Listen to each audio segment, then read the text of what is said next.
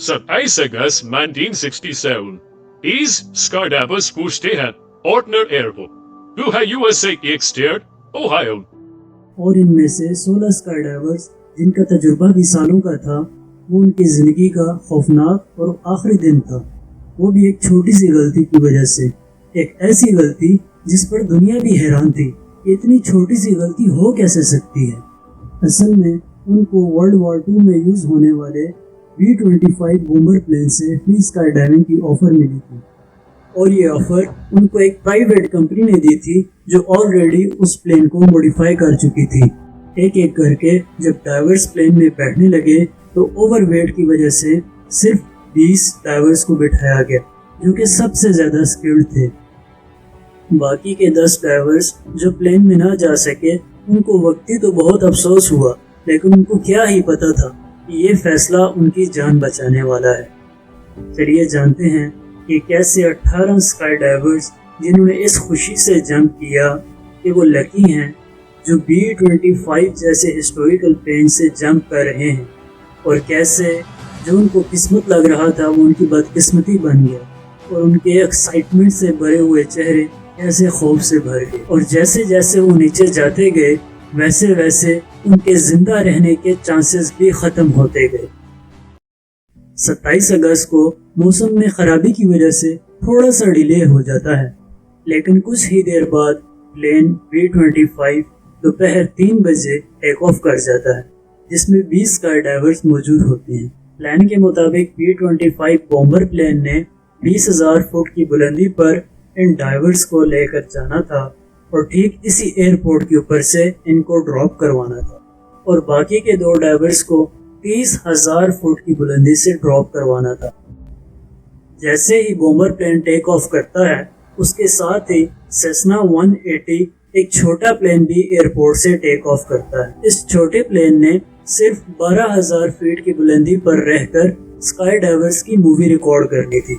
Plan के मुताबिक B-25 plane अपनी यूजुअल स्पीड में टारगेट हाइट तक पहुंच रहा था, और साथ ही दोनों पायलट एयर ट्रैफिक कंट्रोलर यानी ATC से भी कांटेक्ट में थे, क्योंकि लोकेशन मालूम करना और किसी भी तरीके से पॉसिबल नहीं था, और ना ही उस दौर में GPS था, और ATC से ही कांटेक्ट करके उनको अपनी लोकेशन का पता लगना था। B-25 टारगेटेड एल्टीट्यूड यानी कि 20,000 फुट की बुलंदी पर पहुंच चुका था।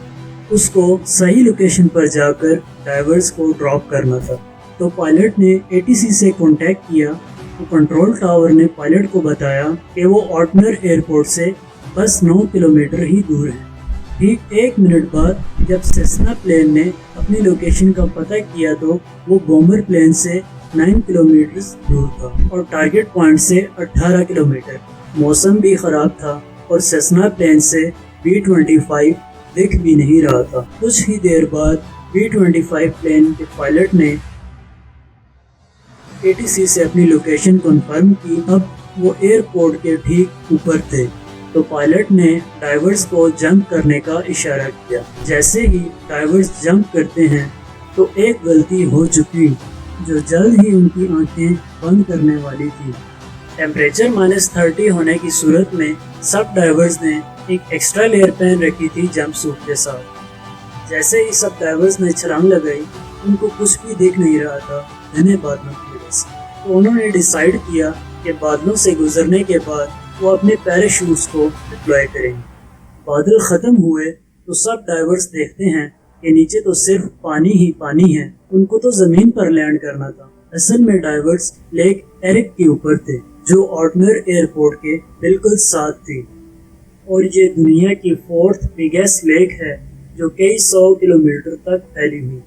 खैर, अब डाइवर्स 3,000 फीट की बुलंदी पर थे, तो उन्होंने जल्दी से डिसाइड किया कि फौरन से पहले वो अपने पैराशूट्स को डिप्लॉय कर लें, ताकि वो लेक के बॉर्डर पर जमीन के जितने नजदीक हो सके लैंड करें। लेकिन अफसोस ऐसा ना हो सका।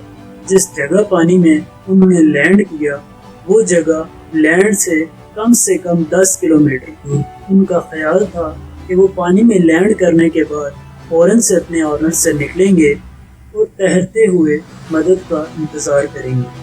बदकिस्मती से गर्म कपड़ों की जो लेयर उन्होंने पहन रखी थी, اس کا وزن ہی اتنا تھا کہ وہ تیر تک نہ سکے۔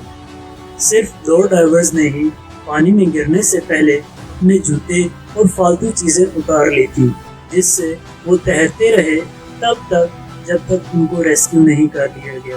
باقی کے 16 ڈائیورز کی باڈی ہی ریکور کرنے میں کئی دن لگ گئے۔ اس حادثے نے پوری دنیا کو ہلا دیا اور پھر شروع ہوئی انویسٹیگیشن کہ آخر کس کی غلطی کی وجہ سے اتنے لوگوں کو اپنی جان سے ہاتھ دھونا پڑا۔ ATC کا کہنا تھا کہ جب B-25 نے ڈائیورز کو ڈراپ کیا اس ٹائم وہ لیک ایرک سے 10 کلومیٹر دور ٹھیک ایئرپورٹ کے اوپر تھے، اور ڈراپ ہونے کے بعد ڈائیورز تیز ہوا کی وجہ سے ڈرفٹ ہو کر لیک ایرک کے اوپر چلے گئے۔ یہ بھی ہو سکتا تھا کہ واقعی ڈائیورز ڈرفٹ ہو کر لیک ایرک میں جا پہنچے ہوں، اور اگر 1 منٹ کے لیے اس بات کو مان بھی لیا جائے تو اس کا مطلب یہ ہوگا کہ ہوا نے ڈائیورز کو 20 کلومیٹر ڈرفٹ کروایا، 10 کلومیٹر ایئرپورٹ سے لیک تک اور پھر 10 کلومیٹر لیک کے اندر۔ ایکسپرٹس نے اس دن کی ہوا کی سپیڈ اور ڈائیورز کی اونچائی سے کیلکولیٹ کیا تو پتہ چلا کہ ڈائیورز تو زیادہ سے زیادہ 5 کلومیٹر تک ڈرفٹ کر سکتے تھے، یعنی ATC کے بیان میں کچھ نہ کچھ تو گڑبڑ ضرور تھی۔ لیکن یہ تو تھی ATC کا کلیم، لیکن B-25 اور سیسنا پلین کے پائلٹس کا کہنا تھا کہ ہمیں ہماری لوکیشن ہی غلط بتائی گئی تھی۔ آخر کار انویسٹیگیشن میں یہ بات نکل کر آئی کہ جس وقت پائلٹس نے ATC سے اپنی لوکیشن پتہ کی تھی اسی وقت کنٹرولر روم میں کنٹرولرز کی شفٹ چینج ہوئی تھی، اور دوسرے کنٹرولر نے جو B-25 کو لوکیشن بتائی تھی وہ اصل میں سیسنا کی لوکیشن تھی۔ اس کے علاوہ ڈائیورز اور پائلٹ سے بھی یہ غلطی ہوئی کہ انہوں نے ایویشن کے لاس کے خلاف جا کر دیکھے بنا جمپ کیا۔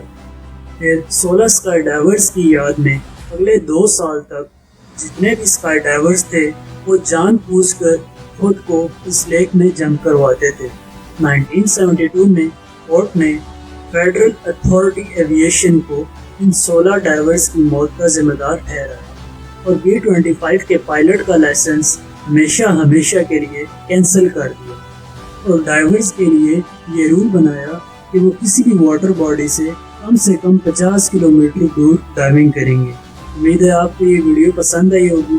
ایسی اور ویڈیوز دیکھنا چاہتے ہیں تو ہمارے چینل کو سبسکرائب کریں اور بیل نوٹیفیکیشن کو ضرور دبائیں۔